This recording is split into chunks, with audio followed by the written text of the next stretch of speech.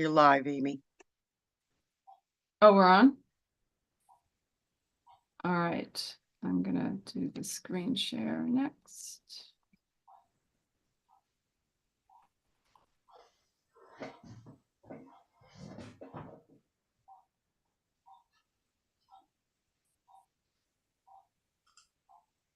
And Scott. Good evening, everyone. I am Scott Dickman, a board member with New Hampshire Peace Action, and I'm absolutely delighted to welcome you to tonight's Peace and Justice Conversation series. For over 40 years, New Hampshire Peace Action has been educating and mobilizing and organizing to build a more peaceful and just future for all, based on cooperation instead of competition, and conflict where mutual benefit and shared security lead to a more peaceful and just global community. In that same context, in that spirit of respect, we'd like to start with a land acknowledgement.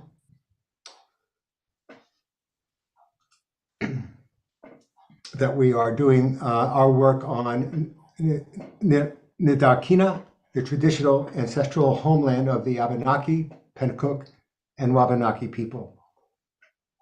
And in so doing, we honor with gratitude the land and waterways and the people who have lived in relationship here throughout the generations. And we thank the Indigenous New Hampshire for the land of acknowledgement. And they can be found at https://indigenousnewhampshire.com. Now, a quick reminder on our Zoom guidelines.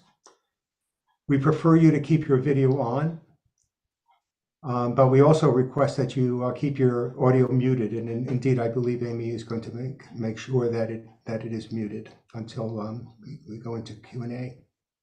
And certainly in the beginning, please do use the chat feature to ask questions. So in terms of tonight's content, these conversations, as is typical, are frequently associated with emotionally challenging content. And we ask that you please treat each other with respect and dignity. We're here to learn from one another. And so we will mute or remove people who behave in a way that begins to feel unsafe to others naturally. We want each of you to be engaged with the program tonight, but we also have made a commitment to protecting everyone in this safe space. So now it is my privilege to introduce the subject and the speaker. Needless to say, conflict in the Middle East has been an ongoing tragedy for decades. And one of the unfortunate consequences has been an uptick in Islamophobia in the US and abroad. And Mr. Robert Azzi is with us tonight, and will present a program entitled Being Muslim in America, circa 2024. We'll hear from Robert. Ms. Azzi, may I call you Robert? Okay. Yes. We're going to hear from Robert for several minutes, at which time Robert has consented to open up the floor, so to speak, to Q&A. So we'll keep this very dynamic. Rather than waiting for a Q&A, at the, relatively speaking, at the closure of the program.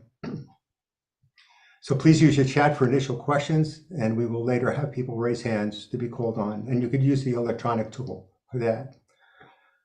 So let me quickly read Robert's bio. Robert Azzi is a photojournalist, a columnist, and public speaker who lives in Exeter, New Hampshire. An Arab-American Muslim born in the Granite State, he has lived in Beirut, Cairo, Athens, Jeddah, and New York. Today, he writes on issues of identity, conflict, and Islam, the other, and particularly as they apply in the Middle East and in the global South. Mr. Azzi has been a Nieman Fellow in journalism at Harvard University, and has also served terms as a member of the Leadership Council of the Harvard Divinity School, and as an advisor to Tufts University, Fletcher School Committee on Islam in Southwest Asia, and is a board member of ACLU, New Hampshire. Mr. Azzi is a columnist whose work appears almost weekly, as many of you know, in the Concord Monitor and Foster's Daily Democrat in Dover and the Portsmouth Herald. And he also posts weekly on a Substack, and we put his Substack address in the chat. So, Robert, I'm going to turn this over to you, welcome you, and please proceed. Welcome. Thank you. Thank you. I'm really happy to be here. It's my first engagement with Peace Now. I mean, Peace Action. So I did have some engagement with Peace Now once. But salam alaikum. Thank you for being with us tonight. Just a little bit of background first. I actually was born in Manchester, New Hampshire, a very long time ago, the son of Lebanese immigrants who worked in the mills and shoe shops in Manchester. I went to public school in Manchester, and after high school, went off to college, and then went off to work for Gene McCarthy, and then I went off to live in the Middle East, which is both because I couldn't stand what was happening in America in the late 60s and early 70s. And also I wanted to know where my parents came from. On my mother's side, I was a Congregationalist Protestant. On my father's side, I was a Melkite Catholic. I went to Sunday school in both of them, was confirmed in the Catholic Church, made my first communion in the Catholic Church, went off to Lebanon, became a photojournalist, traveled the Middle East, and became a Muslim. Just to jump forward a little bit, when I came back to New Hampshire, I ended up putting my daughter into a Unitarian Sunday school. So we've had the whole range of sort of religious experience that pretty much reflects, I think, what we all go through or wish to have for a world around us. I went to the Middle East at a time which was just after the Six-Day War, a time when the Palestinians were experiencing another displacement, and a time when I felt that I was at home there in a way I couldn't be at home here anymore. That there was in Manchester, everybody, I was a person of color in Manchester. That's how white it was at the time. And when I got to Lebanon, it was a place where there were 17 different religions acknowledged. There were Muslims named Mike, and there were Catholics named Muhammad. There were Armenian Catholics and Armenian Protestants. There were Jews and Druze. It was a wonderful place, and I learned there that moving between different communities enhanced my life in a way that I had never experienced before. I did lots of work for people like National Geographic and Time and Newsweek, and traveled the Middle East and had a wonderful life. Came back during the Lebanese Civil War, did some more studying, went back, did more work, and came back finally to start a family. Moved back to New Hampshire, and I was in New Hampshire when 9/11 happened. On 9/11, I was at the airport in Boston, picking up a Palestinian student who was coming to study at Phillips Exeter. He made it. And because we hadn't seen each other in such a long time, we never turned on the radio. I picked him up at 8 o'clock in the morning. We drove back to Exeter, not knowing what was happening in the world around us.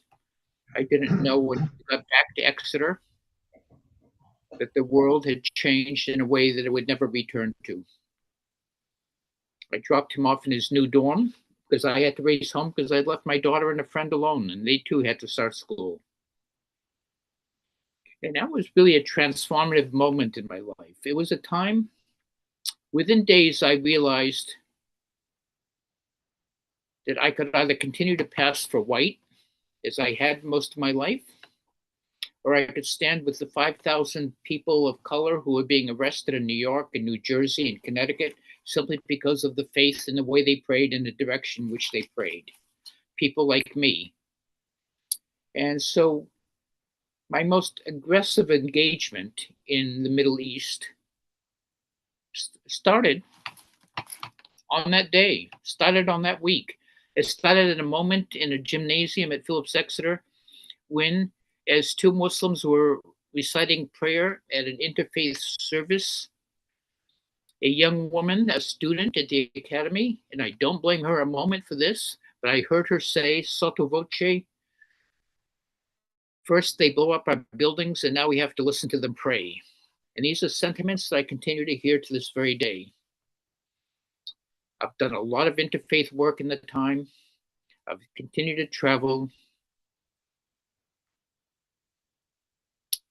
I do a lot of writing, and yet at no time have I despaired more than I have since October 7th. And I despair since October 7th, not just because of the tragedy and the horrors of what Hamas did, not just because of what the enormity and disproportionality of Israel's response to what Hamas did, but because nobody realizes, nobody wants to realize or is paying attention to the fact of how intersectional this is. That this is a manifestation of something that's been going on for a long time. It's been going on since Ferguson. It's been going on since Michael Brown. It's been going on since Baltimore. It's been going on since Watts. It's been going on since Beirut. It's been going on, and it's all connected. It's all part of who we are. I had somebody say to me, why do you keep writing about this every week? Isn't there anything else to write about? I say, no, there isn't anything else to write about. This is an existential threat to the kind of world that we want for our children. There's a wonderful, I wrote it down just so I wouldn't forget it. I get it. In 1956, when Israel was preparing to go and try and open the Suez Canal with France and England, Moshe Dayan was said in 1956 outside of, I think it was Khan Yunis in Suez, he said, let us not today cast the blame on the murderers. For 8 years now, they have sat in refugee camps in Gaza, and before their eyes, their lands and villages where their fathers dwelt is now our home. This is not something new, what happened in Gaza. This is not something that happened last week or last month or last year, a decade. It's a process that started 75 years ago, and it's something that the United States has been complicit with, particularly since October 7th. I'm torn. I have to say, somebody said to me, did you vote in the primary? I said, yeah, I cast a vote for ceasefire. And they said, well, what will you do in November? And I said, if Trump is the opposition, I'll vote for Biden. If there's opposition other than Trump, I'll vote for the opposition.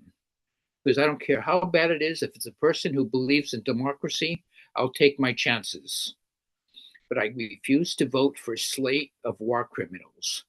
And I think Biden and Blinken and Jake Sullivan and all of these people who are putting in arms and disproportionately killing, it's going over 28,000 tonight. When we wake up tomorrow morning, there will be 28,000 dead Palestinians in a place roughly the size of Rockingham County.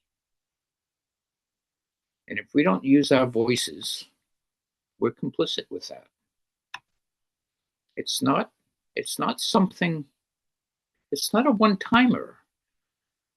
There have been 12 eruptions in Gaza since 2006. And we have been complicit in all of it. I never used America as sort of the sort of odd side of this. It used to be, Israel and the Arab countries and the Palestinians and Fatah and the, Palestinian Authority. But if you go to my Substack, you'll see a piece by Robin Wright, who wrote it for The Atlantic. we're now on the precipice of being engaged in 12 different sites throughout the Middle East, in the Red Sea, in the Persian Gulf, in Iran, in Turkey, in Syria. And it's our children who fight those wars. And right now, there are wars that are being fought that we don't even know about. Our children are deployed in places that we have no idea where they are. And some of them can't even tell us where they are. So if you want to take action on peace, then moving towards starting to find peace in Gaza is the first step. There's a genocide. I wrote about it yesterday. There's a genocide taking place in Gaza. There's ethnic cleansing taking place in Gaza. It's happening on the West Bank. It's happening in East Jerusalem. And it's our obligation to step up and say, not in our name, not in our name. They can't do this.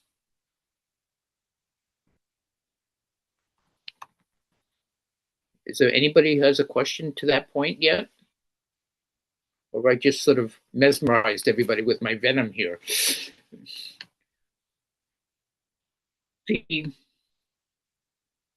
There's nothing in the chat yet. Folks, go ahead and put something in the chat if you'd like, or raise a hand.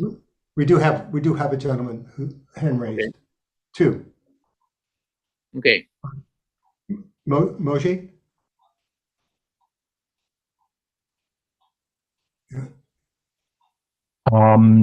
Salam alaikum, Brother Robert.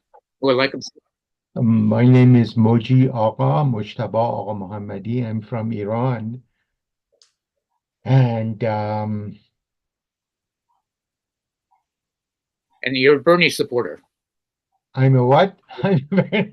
Yes. I'm quite disappointed, actually, at Bernie, somewhat, but he's doing better these days. I can tell you horror stories about being a Muslim in America, first generation immigrant. And but what is happening is I wrote an op-ed, which I hope you can help me and my Jewish gay friend. I'm not gay, but I found a Jewish gay friend to co-author an op-ed in which I wrote, and he concurred, that genocide is a red line and that we will not vote for Biden because there needs to be a moral red line as opposed to a political calculation. And I am trying to figure out how to get it published somewhere. Send it to me. Send it to me, and I'll see if I can help. Beautiful. Can you put your email address in the chat? They'll put it in the chat. Beautiful. Thank you so much. Thank you for talking the stories that we Muslims have. I'm a brown-skinned Muslim. You pass as white. And the stories that we have are so similar to Jews in Nazi Germany and other populations that have been otherized systemically. But actually, I want to add to that before this rage for settler colonialism, we were more alike than we were different.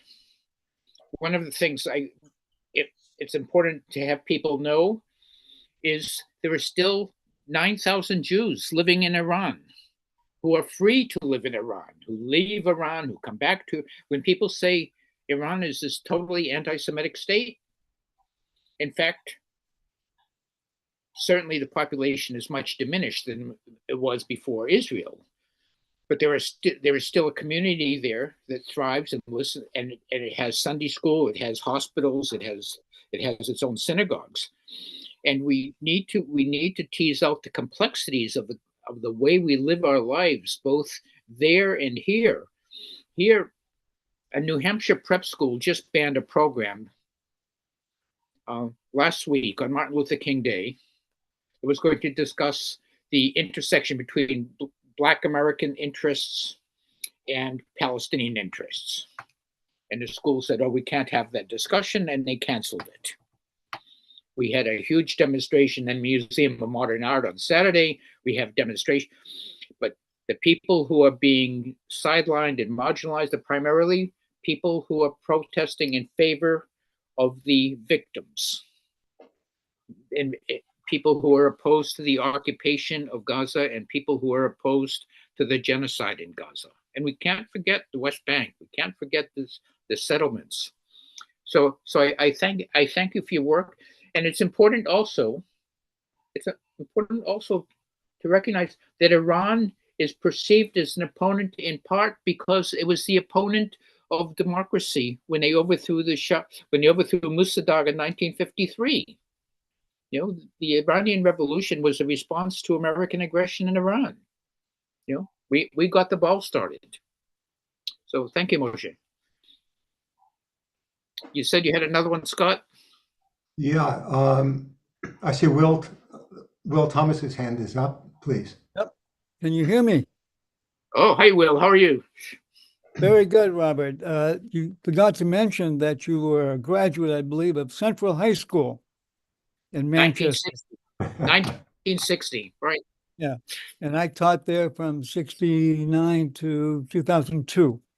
Anyway, what will it take to actually move Netanyahu to stop the ongoing genocide occurring, and as you cited, not just in Gaza, but the ethnic cleansing in East Jerusalem and the West Bank? And, you know, I was just looking through some of my papers and noticed that in November, if some folks recall, there were something like, 500 Biden political administration officials wrote a letter protesting Biden's support for what Israel was doing. Right. No, not much impact. 2 people resigned. Okay, 2 officials. Today, I received something from, and maybe you could elaborate a little bit, Adela Justice Project, sponsoring letters, and they give a template, and you can alter it and change. And so I did alter it somewhat. And I noticed the amount of letters sent to Biden administration officials, okay, some major, some minor, about 200, asking them, believe it or not, I don't know if anybody's heard this, to resign in protest over what's going on. And again, I received a letter from Maggie Hassan, and I had it in front of me a minute ago, and she said, again, the old standard, you know, Israel has the right to resist. Here it is. And she says, Israel has the right to defend itself.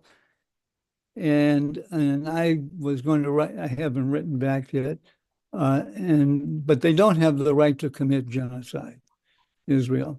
And then the other part, she says, and the U.S. will support our democratic ally. Last time I heard, 3 human rights organizations have certified, or through research and interviews, etc., have attested that Israel has committed apartheid, which is a crime against humanity, according to the United Nations. So what will it take? Oh, and again, Biden is always on that precipice. Well, he's talked to Netanyahu, but nothing has occurred since the attack on Gaza after the October 7th attack. Well, I don't know. I don't know, short of costing him an election, what it would take. They think we're all going to come home to roost, that that the danger of not having Biden in the White House for another term, speaking as one octogenarian about another octogenarian, Yeah. I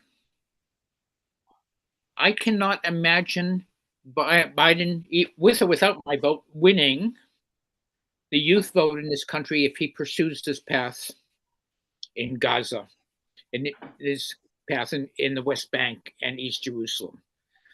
This is genocide on a scale that we have not seen America's participation in a long time. We've been quiet about some things. We could have interceded in Rwanda, and we chose not to. And there are other places, but we are an active participant in this one, and I don't know how to stop it.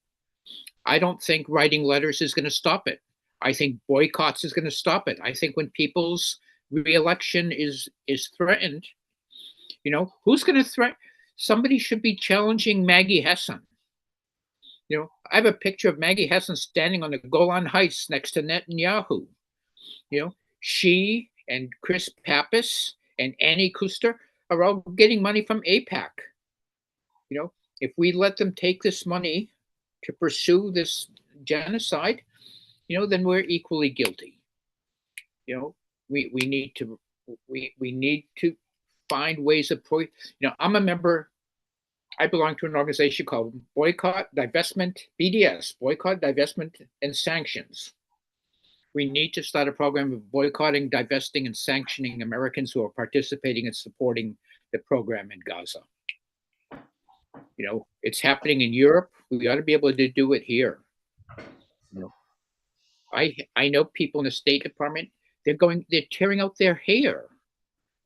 They have families, they have mortgage payments, they have, and yet they feel that they're complicit with what's going on, and their hearts are being torn out of them.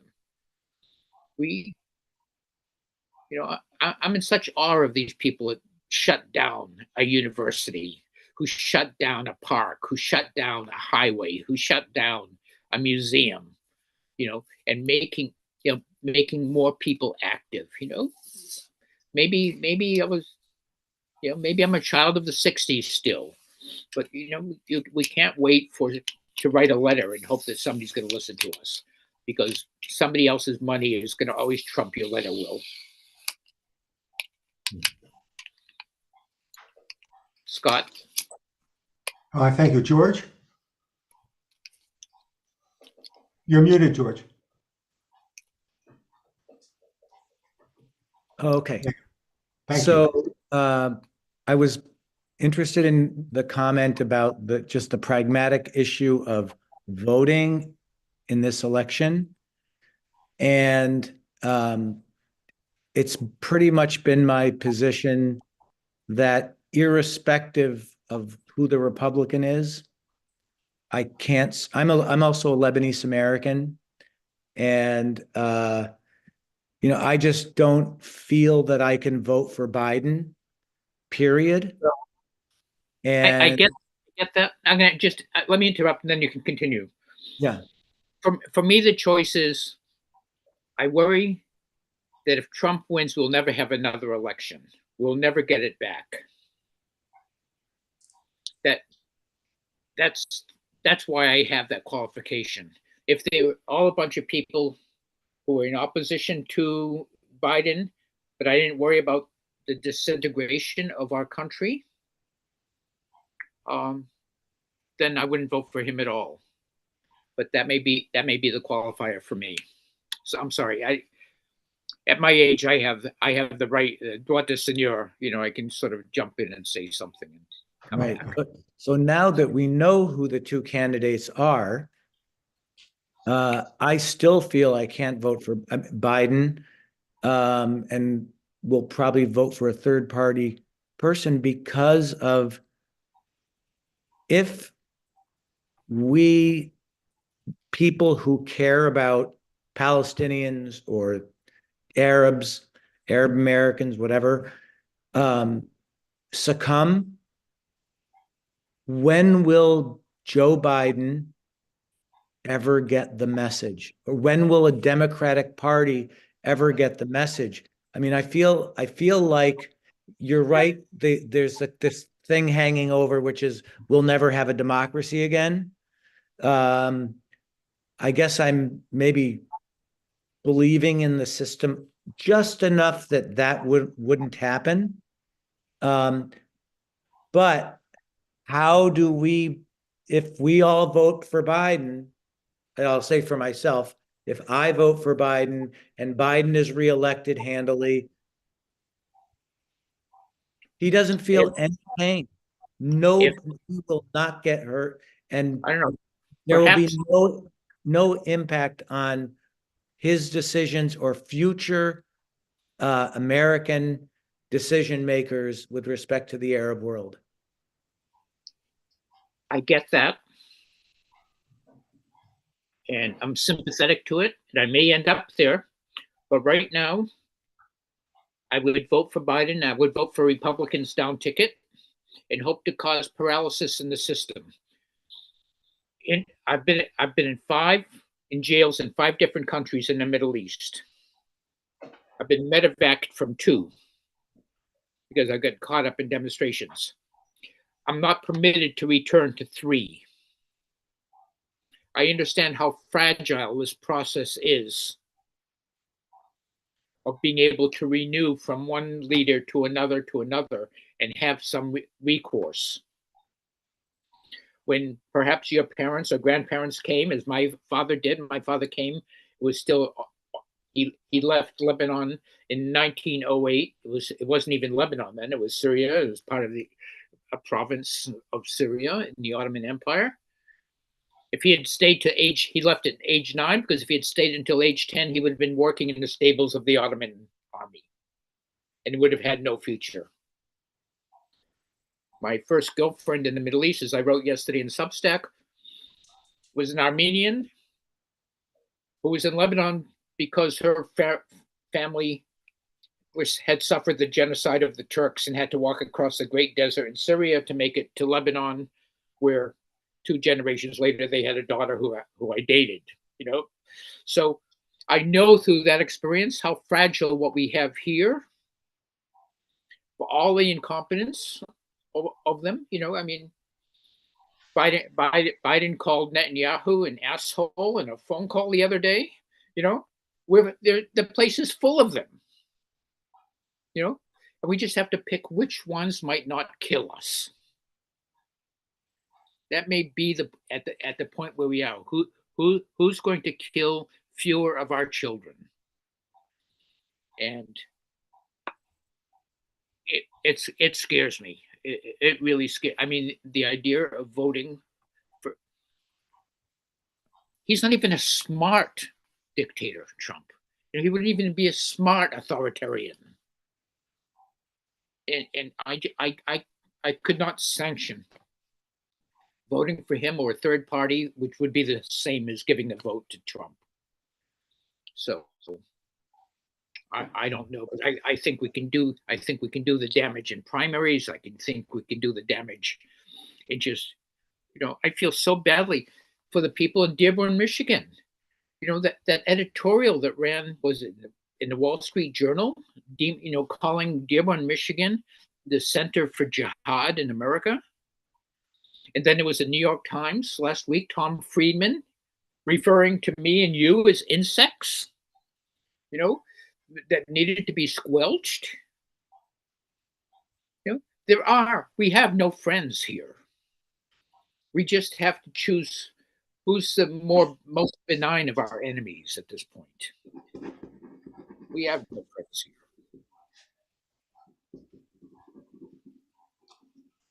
Thank you, George. Sorry. Thank you, Robert. I'm looking for raised hands.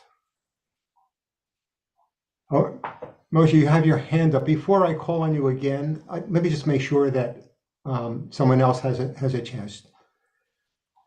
Anybody else want to have a word? Amy, is there anyone in the chat room? Oh, Mike Hoey. You're new. Mike, go ahead, please. Yeah, my question is the role of Saudi Arabia in all this. I've heard that Saudi Arabia is backing Israel, and I'm wondering, or at least unofficially, they're backing Israel, even though they say they're pro-Palestinian. I'm wondering how these higher income Arab countries are what role are they playing, and what role is Jordan playing, and maybe even Egypt, if you know. Well, hi, Mike. My understanding from Saudi Arabia today is that if Israel starts the aggression against Rafah, that all bets are off. And they're going to pull back from any participation. And in fact, Egypt said that they will withdraw from their peace accords with Israel if the ethnic cleansing of Rafah starts. I mean, I'm a skeptic on the Abraham Accords anyway. I think the Abraham Accords is a tricked up peace plan. I mean, think of who Trump got, or what's his son-in-law Jared. got, Jared. You know, there must be a reason I shut that out. The Kushner got Saudi Arabia, Sudan. Sudan came aboard because we took them off the terrorism list. Morocco came aboard because we gave them sovereignty over the Western Sahara. Israel came aboard when we acknowledged their annexation of the Golan Heights. Bahrain, all of them are minority people ruling governments as tyrannies. There's not a democracy in support of the Abraham Accords. Every agreement in the Abraham Accords was a peace was brokered. You know, you Bahrain want something from us, even though we don't. You know, we really don't like the fact you suppress the majority Shia in Bahrain, but we'll guarantee we're going to keep our naval base there. You know, you in Morocco, you know, you're not really a democracy at all, but you want to annex this piece of land. We'll be the only country in the world that will recognize your annexation as long as you approve the Abraham Accords. I don't trust any of these Arab countries to support the Palestinians. In 1948, the Palestinian people were the most literate and advanced of all the Arab nations. When they were displaced by the Nakba, by the war, Israel's War of Independence, they went off and worked for Saudi Arabia and the United Arab Emirates and Oman and Bahrain and Kuwait. And they actually put those countries together for them. And there's a lot of resentment against the Palestinians because of those days, but they could not have done it on their own. I'm a little surprised by how stalwart they've been with the Palestinians today. I don't know where that's all coming from, and I hope that they stick with it. And Saudi Arabia says it won't proceed with a peace plan with Israel as long as they're still in Gaza. Netanyahu's bet maybe, you know, that Mohammed bin Salman will relent later because he really wants a nuclear plant built in the Rub al Khali. I don't know. But I don't trust. I think that the Palestinians have a right to resist. It's been enshrined from their very beginning. They don't have a right to commit war crimes. They don't have a right to attack civilians, but they have a right to resist. They're under occupation. Israel is bound by international conventions that they refuse to acknowledge, going back to resolution number 194, which founded the state of Israel, which said that the Palestinians had to have either repatriation or compensation. Let me tell you a story about how that happens. I was at a conference in Camden, Maine. They have a winter conference every year, usually for board retired State Department people. And there was a talk by Yoshi Alfer, who was a defense analyst for Israel there. And a friend of mine said to Yoshi, he said, why don't we just be done with this issue of the right of return? Why doesn't Israel just accept 10 Palestinians to return, or 100 Palestinians to return, or 1,000 Palestinians to return, and say, see, we acknowledge the right of return. And Yossi said, and I'll remember this to this day, to accept one Palestinian to return is to admit that we were born in sin. And another friend of mine said, and what nation has not been born in sin? But we're still dealing with that mythology that somehow Israel was reborn in some virginal state, because it was decreed 3,000 to 4,000 years ago that was their future. And the other thing I just want to make clear, so that people understand where I'm coming from, is that I do not accept that being anti-Zionist or being pro-BDS is anti-Semitic. I think there is room in the whole spectrum of political dissent for all of those views. And I think that there is more anti-Semitism on America's right nationalist and white supremacist government than there is in all the resistance to Israel and the support that the Palestinians are getting right now in Gaza. I think we need to be really careful about how we define who's anti-Semitic and who's not. So.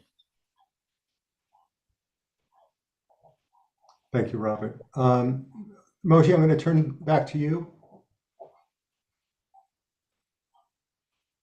Thank you, Brother Robert. You basically have said a lot that I have put in that op-ed. And it is in response to the insects op-ed by Friedman. And that language is a language of Nazism. And in it, I and my Jewish brother, gay brother, point out that Hamas was basically created by Israel as a way of trying to create a religious divide and conquer competition for it was supposed to be the antidote to the PLA. Exactly. Right. Exactly. Yeah. It was to kill secular democracy in Palestine. And one thing, I'm the founder of the Mossadegh Legacy Institute and a number of other projects. And one thing that broke my heart the other day online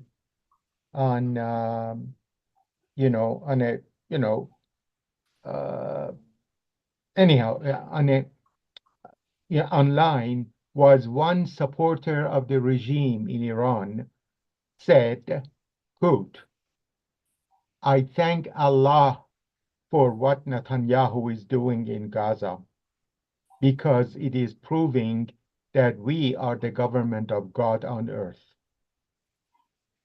Yeah. And that's what I heard from, as a Muslim, real Muslim, as opposed to so-called Islamic Republic of Iran. And that regime is neither Islamic nor obviously Republic anymore. That to hear that kind of collaboration and the need of one another as enemy, and I end by saying that Dr. Mossadegh said after the coup in 1953, he said internal despotism and external colonialism are two sides of the same coin. They need one another as enemy at times. And the best manifestation of it was when a goon of a regime in Iran thanked Allah for what Netanyahu is doing the genocide in Gaza. Yeah. I'm going to, do you have another hand up, Scott, or do I have time for a little story about Iran? I don't see any hands. Amy, is there anything in the chat? Okay, go ahead, Robert. We're One of my favorite, approaching sorry. 10:02, so keep Okay. it kind of brief, and we'll. All right. We'll close It'll be soon. reasonable. I'm always reasonable. Yeah. In the early part of the 20th century, Iran was trying to throw off the Tsarist regime of Russia and get independence and some kind of parliamentary democracy started. And there was an American named Howard Baskerville who fought with the revolutionaries in Tabriz. And he was killed, the first American killed in Iran. I think it was around, he was a recent graduate from Princeton, was going on to divinity school, and he went and fought alongside Iranians for their independence and and he died in that revolution. And if you go to Tabriz today, there is still a Howard Baskerville Avenue. There are people who still go and put flowers at his grave in his cemetery because he is believed, there are Iranians who still are committed to those values that are separate from the Ayatollah's regime. And we need to understand that there's this whole array of intersectional experiences for people. Their economy was built by an American, not an oil economy. If people write to me, if people get that, I can send them a reading list of either books or articles or both. If they want to be pointed in some other direction, I'm happy to do that. I don't have all the answers. I only have my answers. And I think this is really important. I think what's happening here, I don't know, 2 weeks ago, I published a bunch of pictures that I took in a Palestinian refugee camp when I first moved to. Those pictures could have been taken yesterday. They could have been taken the day before yesterday. There is famine in Gaza. It's not just food insecurity anymore. Children are dying. And they're dying because our weapons are keeping from getting them access to food. Thank you, Robert. We do have one more hand, Mike. Are you there? Yeah, I just needed to get the cue to unmute. Okay, please. So I'm not sure if this follows at all with what you've been saying. So I think it's a completely different topic. So I apologize for that. But in the end of 1979, the Grand Mosque of Mecca had some guys come in, like 600 armed men who were Islamist. Juliman El-Otabi. Yeah, I was there at the time. And I don't really understand this that well, but apparently it really affected the Saudi mindset and changed the way that they related to not only their own population, but their neighbors. And I'm looking for some insights on that. Okay, let me jump in there, Mike. That's great. There's actually a great book called Black Wave. I can't remember. Ghatas, a Lebanese woman, wrote it. People talk about Iran in 1979. In fact, 4 things happened in 1979 that changed the Middle East. There was the Iranian coup. There was in Saudi Arabia a man named Juliman El-Otabi and his followers. They got into the mosque by pretending they were having a funeral, and the casket was full of arms. And they wanted to overthrow the El Sauds because they thought that the El Saud family wasn't conservative enough. In 1979, also, the Russians invaded Afghanistan. In 1979, Zia el-Haq consolidated his conservative rule over Pakistan. So you had a whole arc of the Middle East in turmoil. And that coincided with the rise of oil powers, oil wealth, So instead of going to war with each other, the Iranians and Saudis decided to create spheres of influence. For the Saudis, they tried buying madrasas or schools and educating people in sort of pro-Saudi propaganda and conservative Saudi rhetoric, Wahhabism, if you will.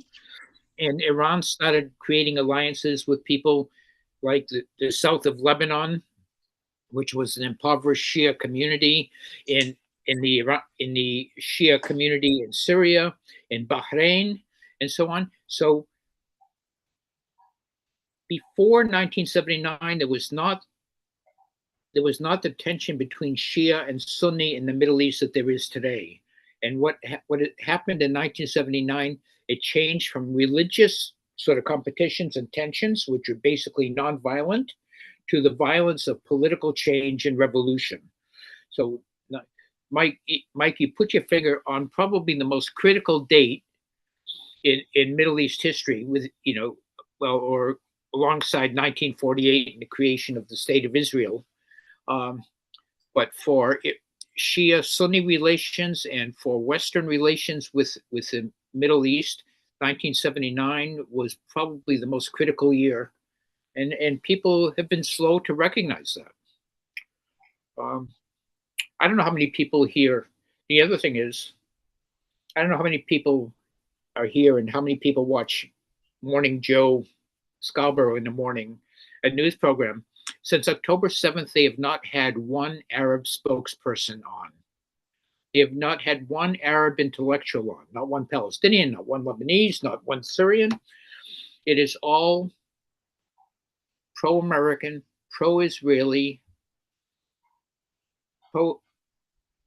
it's one point of view, and we are all, we are here tonight. I always think of these programs. Wouldn't it be nice if we weren't here? We were with our family, if we were having dinner, if we were, playing backgammon, reading a book. But no, we have to talk about these painful and awful and ugly things because people do stupid and ugly and expensive things and put our families and children and people in jeopardy. I can't stand it. It's stupid. Why should Chris Pappas be taking money from these people? Why should Maggie be taking money from these people? We know better. We know better. Thank you, Robert.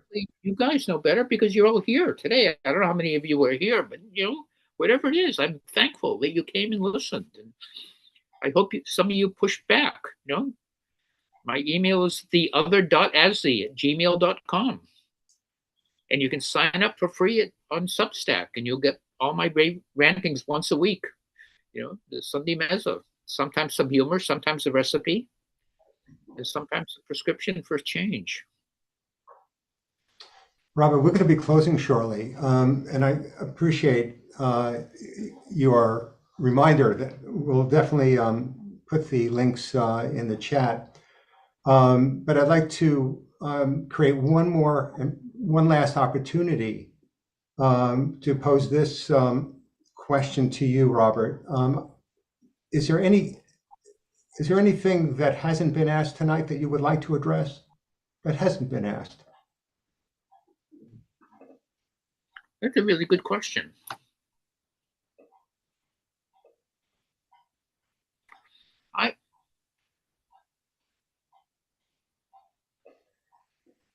I don't know,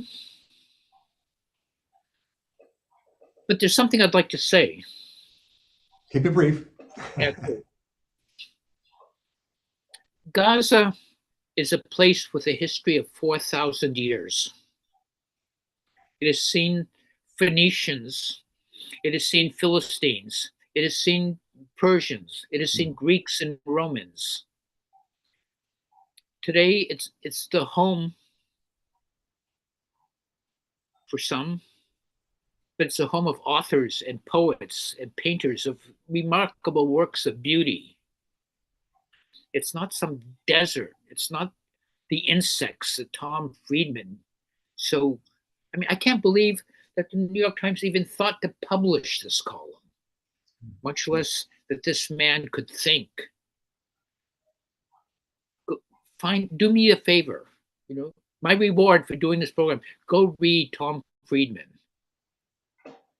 Right. It's a call for genocide. It's a call for genocide, to burn the earth, to get rid of the insects. It's a call to genocide.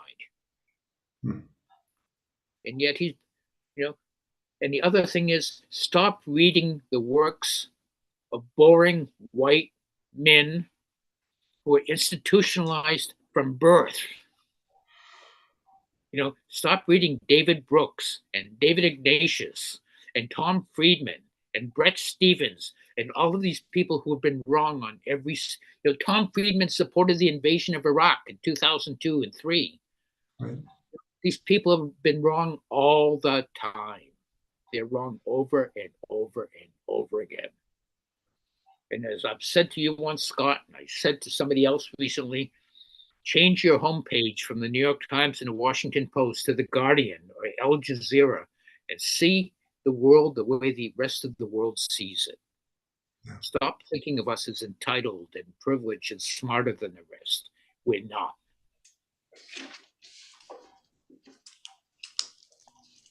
Actually, the clock I'm looking at is faster than my clock on the computer. Another minute or two, Robert? Yeah, I'm good. You got any last minute questions? Okay, let's go back. Anybody? I'd like to ask Robert something. Are we good? Okay, all right. All right, well, then let me close by thanking you again, Robert. Our sincere appreciation to you for your continued social justice work, and to all of you tonight, for joining this conversation.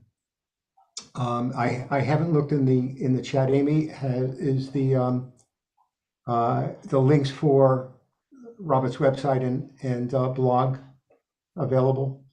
We good? Yeah, I have his Substack blog. I have his email in there, and now I'm posting Okay. posting some other information about other programs, including our upcoming vigils. Yeah, I was going to address that. So folks, stay in touch with New Hampshire Peace Action at newhampshirepeaceaction.org, all one word, except for the org.org.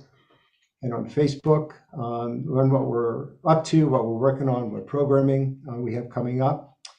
And quickly, a quick taste for February and March. On Wednesday, February 21st, we have a conversation about Israel, Palestine, and the basics of international law.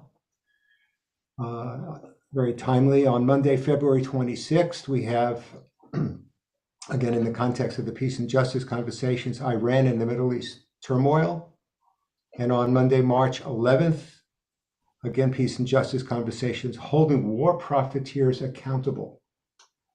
The series is free and open to everyone. And that said, it would mean a lot to us to have your support, and for this series in particular, especially after a difficult financial year. So if you're willing at any time, if not tonight, please do go to newhampshirepeaceaction.org/donate, and anything you could help with would be sincerely appreciated. Please join me in a visible thank you to our speaker, Robert. Our sincere appreciation. And to everyone else, have a wonderful evening tonight, and a good night, and a safe week. Take good care.